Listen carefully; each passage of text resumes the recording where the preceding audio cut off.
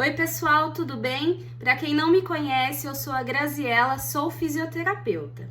Hoje eu vim falar com vocês sobre o tema diabetes. E hoje a gente vai falar um pouquinho sobre o que nós temos dentro da literatura sobre os exercícios recomendados e a prática regular para esses pacientes. Mas antes disso, a gente precisa entender o que é o diabetes. Então, o diabetes é uma síndrome onde a gente tem uma falta de insulina ou não temos uma produção adequada. Nós temos alguns tipos de diabetes. Então, o diabetes do tipo 1 é aquele onde a gente tem uma destruição das células que produzem a insulina. Então, é uma resposta autoimune.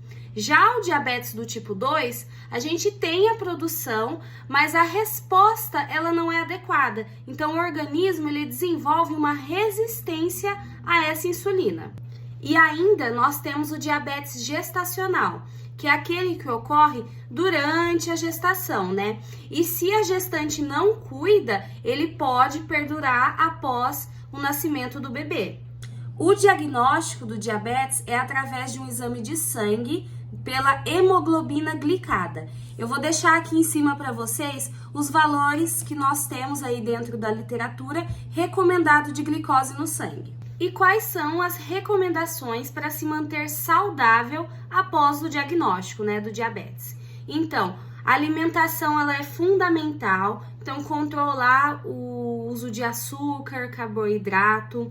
Uma boa noite de sono também é recomendada. A prática regular de exercício, se manter ativo é fundamental também. Fazer o controle adequado conforme as recomendações médicas, né, da questão da insulina. Então, tudo isso vai determinar uma vida saudável. E falando de exercício, né, principalmente aí da prática regular de exercício, nós temos dentro da literatura diversos artigos, diversas declarações, né, associações, inclusive americanas, que estudam sobre os cuidados, o sedentarismo e a prática regular de exercício no diabetes.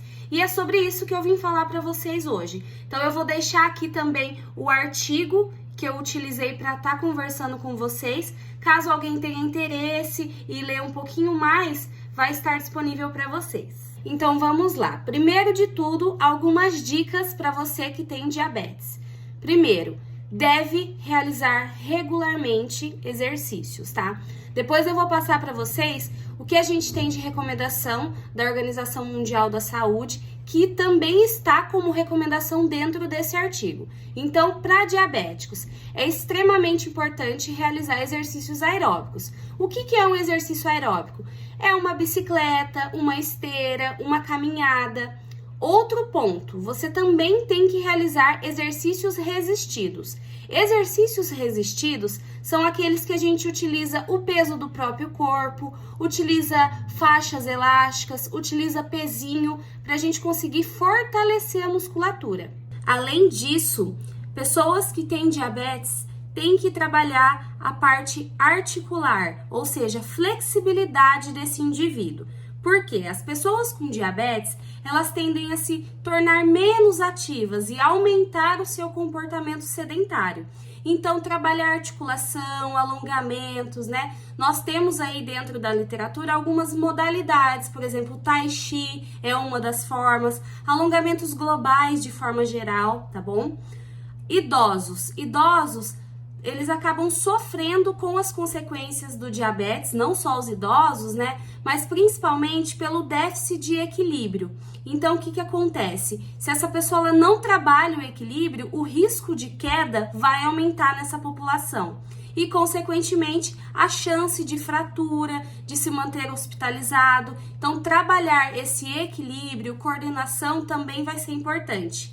E a recomendação, ela traz pra gente que as pessoas com diabetes, elas devem trabalhar, ou seja, elas devem realizar exercícios todos os dias e não ficar mais de 2 dias sem praticar nenhum exercício.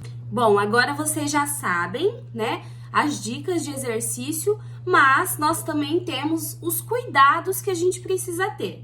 Então, primeiro de tudo, medir a glicemia antes e após a prática de exercício, tá? Eu vou deixar aqui também o valor recomendado, né? Um valor de segurança para se iniciar o exercício.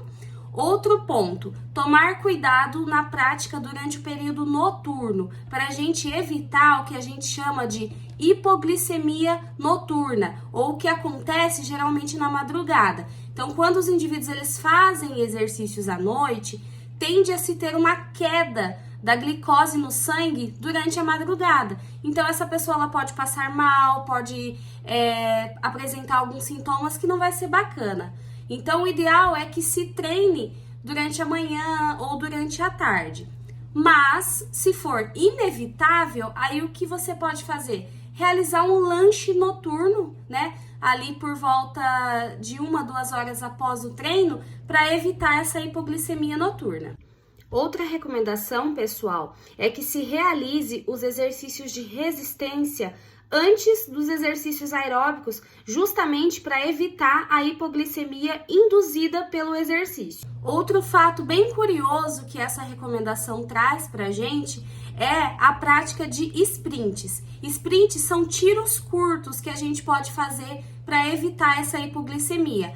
A recomendação, ela traz que um sprint, ou seja, um tiro no final do exercício, já é o suficiente para evitar essa hipoglicemia pós-exercício.